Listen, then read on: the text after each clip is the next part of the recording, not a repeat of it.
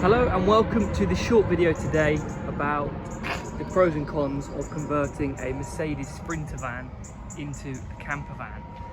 The process of buying the right van for a conversion can be very difficult with so many commercial vehicles on sale, so many different makes, so many different models, and it can be hard to know which one is most ideal for converting. In this video I'll just outline some brief things that I find that's important to look out for and to compare, and I'll also show you some common problems with these vans which I would always look for when buying one. So the first thing when looking for one of these vehicles or any van to convert into a motorhome is the inside. I'm 5'10" and I can stand pretty comfortably in the back. There's probably about this much space further up. These vans generally they come as a medium wheelbase and a long wheelbase, so if you're looking for a conversion you're probably going to be wanting a long wheelbase, especially if there's more than one person who's going to be actually living in the vehicle. You can also buy some extra long wheelbase vans, but they are very hard to come by in terms of the Sprinters. If length is very important for you, the Peugeot Boxer and Citroen Relay range, they do an L4 model. The L3 is the long wheelbase, the L4 is the extra long wheelbase, which gives you that bit of extra length. A long wheelbase Sprinter is probably the same length as an L4 Boxer. So these are one of the big advantages of these is the size. You can see just in the back how it works and the size. Now the other massive advantage when it comes to a Mercedes Sprinter is their reliability. So if you're looking for a van which is going to cause you least hassle, least problems, then by far buying a Mercedes Sprinter is a good idea. There's a reason why these vans you see them with 500, 600, 700,000 miles. That's because of just how reliable they are. They do go on and on and on. I would say one thing to check for on these, probably the worst thing about these vans, is rust, especially on older ones. You'll see lots of rust spots, even on newer vehicles. It's generally due to the white colour that manufacturers use. When they paint vehicles white, they generally only put one coat of it on, whereas with metallic vehicles they put more than one on. And so when it's just one base coat, then that means that it's prone for the metal rusting. So always look for on the seals is always something I would look for rust. You can see the start of a tiny bit of rust on this one. That's just here. It's a common place where they rust. And also here, I don't know why, but always see vans, Sprinter vans with tiny rust spots in around this area. And it's generally just the actual body that rusts compared to underneath. These are generally more rust proof underneath than they are.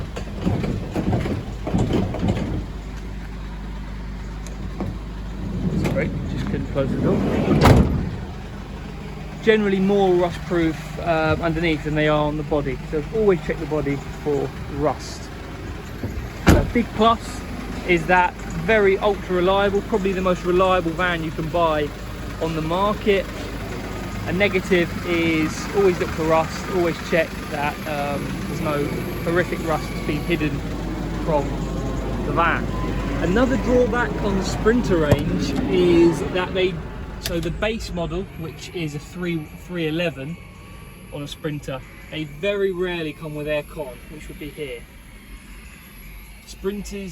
Most Sprinters don't have aircon. You can, I think the 314 model does come with aircon, but it's always something to check. If you compare that to these vans here, the Peugeot Boxers, these come with aircon as standard.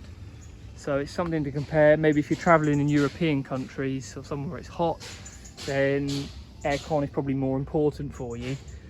and maybe the Sprinter wouldn't be for you. But Sprinters, they don't often come with aircon. I will now just quickly show you some common problems with them. Some things to check for if you're buying one. So a common problem, first of all, I would say, is stiff gear change. So always check that it comes back into neutral like this, and it should change gear relatively easy. It's a big van, so it's not going to be totally effortless, but it should change gear like this. Okay, if it's too hard here or too stiff, then that's a sign that you've probably got a worn gear linkage. Another really common problem on these is the steering racks often develop play where they get worn out. Turn the steering wheel, if you hear any clonking noises, that's a sign you've got a worn steering rack. Something to check for. And another problem, so these engines are ultra reliable. There's only one thing I would always probably check on a Sprinter, and that's the turbo. So if I just lift this up a second.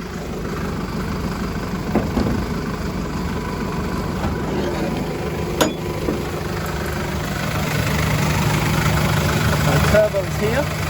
If you see this covered in oil, you see oil leaking from the turbo. I'll turn the engine off just so you can hear me a bit better.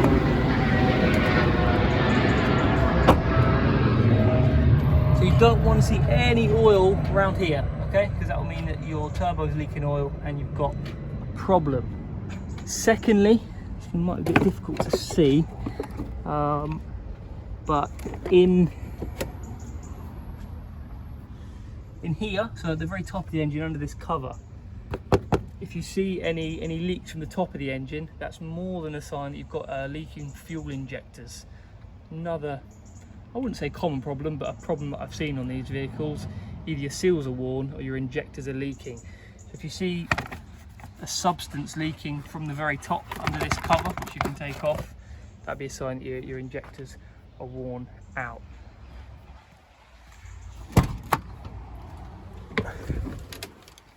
Another thing to check for when you're test driving the vehicle is that you want to make sure the vehicle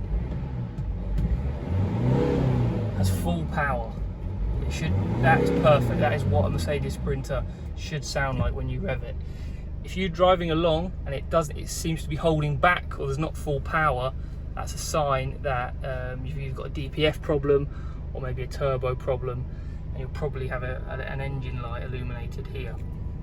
That leads me on to my final thing to check for. Always make sure your warning lights come on and off as they should when you first turn the ignition on, and then they should go off. Really important one to look for is the engine light, which is just here. This should come on and then off. That's perfectly normal. If it doesn't come on at all, it's because somebody has probably taken the bulb out. And Sprinters, when they have DPF issues and turbo issues, they will often display that light. So that's something also to check for. If I was to convert a van, I probably would choose this Sprinter, not this Sprinter, but a Mercedes Sprinter, because all vans are, in the course of owning one, they're gonna need maintenance. But these vans, the engines and the gearboxes on these are really bulletproof, and so they're ultra reliable. They're not going to be causing you big headaches with engine problems and serious problems down the line compared to maybe other vehicles. So if reliability is important for you, then I would definitely suggest buying a Mercedes Sprinter. The rust issues that I mentioned, all used vehicles might have tiny bits of rust on. Just check for the severity of it. If it's a small mark like this, don't think that's going to be a big issue in reality, but just check that. And last thing is obviously the aircon. So if the aircon is important for you, you're probably going to have to look for another van to convert. Thanks for this. Thanks for watching the video, and if you do have any more questions or anything, you can always drop it in the comments. And if you've liked my video as well, please hit the subscribe button. Thank you. Bye bye.